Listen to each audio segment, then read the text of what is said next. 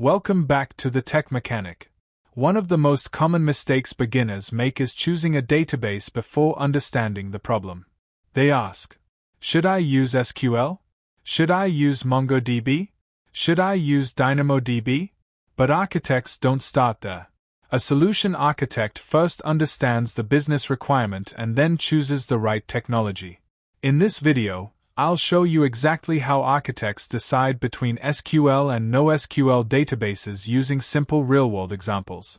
By the end of this video, you'll know when to choose SQL, when to choose NoSQL, and why there is no single database that fits every situation.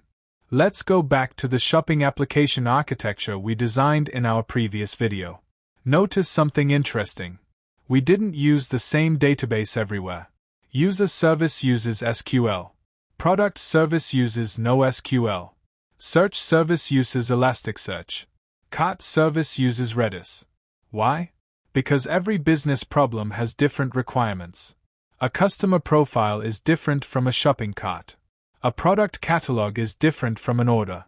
Architects choose storage technologies based on the problem they are solving, not based on popularity.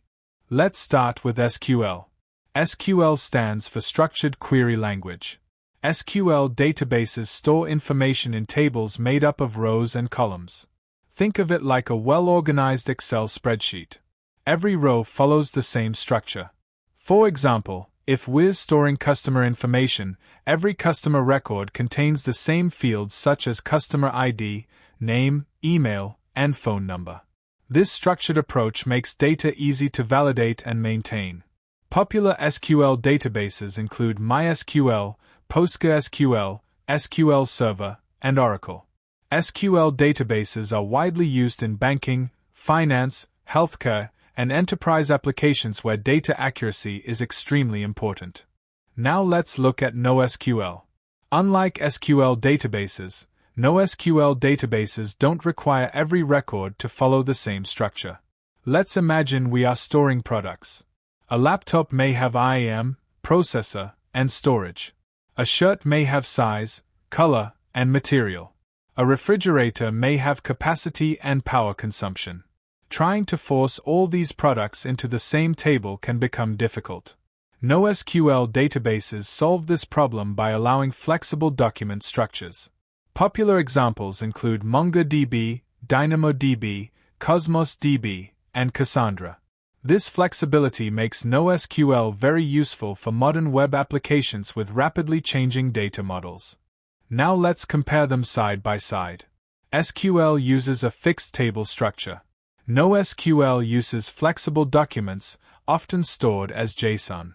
SQL focuses on consistency and reliability. NoSQL focuses on scalability and flexibility. SQL is commonly used for banking systems, payments, and orders. NoSQL is commonly used for product catalogs, content management systems, and large-scale web applications. At this point, don't think about which one is better. Instead, think about what problem each one solves. That's how architects think. This is probably the most important slide in the entire video. Beginners often ask, which database is better? Architects ask, what problem am I solving? That single question changes everything. Technology is just a tool. A hammer is not better than a screwdriver. Each tool solves a different problem. The same principle applies to databases. The goal is not to choose the most popular technology. The goal is to choose the right technology for the business requirement. Let's look at where SQL databases shine. Imagine transferring money from one bank account to another. The system must withdraw money from one account and add it to another. What happens if the process stops halfway? That would create inconsistent data. SQL databases solve this using transactions. A transaction ensures that either all operations succeed or none of them do. This makes SQL perfect for banking systems, payment processing, order management, inventory tracking, and customer account management. Whenever data accuracy is critical, architects often lean toward SQL. Now let's look at NoSQL. Imagine Amazon storing millions of products. Each product may contain completely different attributes. Adding new product types every day should not require changing database schemas. This is where NoSQL excels. NoSQL databases can scale across multiple servers and handle massive amounts of data efficiently. They also allow flexible document structures. That's why many large internet companies use NoSQL for product catalogs, user activity tracking, content storage, and recommendation systems.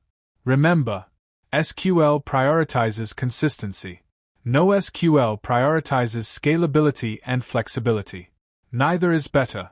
Each serves a different purpose. Let's apply architect thinking to our shopping application. User service uses SQL because customer information must remain accurate. Order service uses SQL because orders represent money and require reliable transactions. Product service uses NoSQL because products have varying attributes.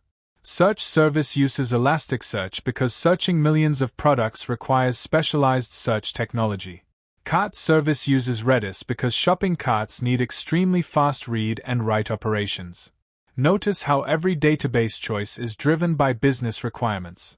This is exactly how architects make decisions in the real world. Let's finish with some common mistakes. Mistake number 1. Using SQL for everything. Mistake number 2. Using NoSQL simply because it's popular. Mistake number 3. Choosing technology before understanding requirements. Mistake number 4. Ignoring scalability and consistency needs. Good architects avoid these mistakes because they always start with the business problem. Technology comes later. Let's summarize what we've learned. SQL is not better than NoSQL. NoSQL is not better than SQL. The right database depends entirely on the problem you're solving. SQL is typically chosen when consistency and transactions are critical. NoSQL is often chosen when flexibility and scalability are more important. And great architects don't memorize technologies. They understand trade-offs. Once you understand trade-offs, you can confidently choose the right database for any solution. If you found this video useful, please like, subscribe, and support the Tech Mechanic. In the next video, we'll learn another important architect skill: Elasticsearch and database scaling basics. I'll see you in the next video. Rock it!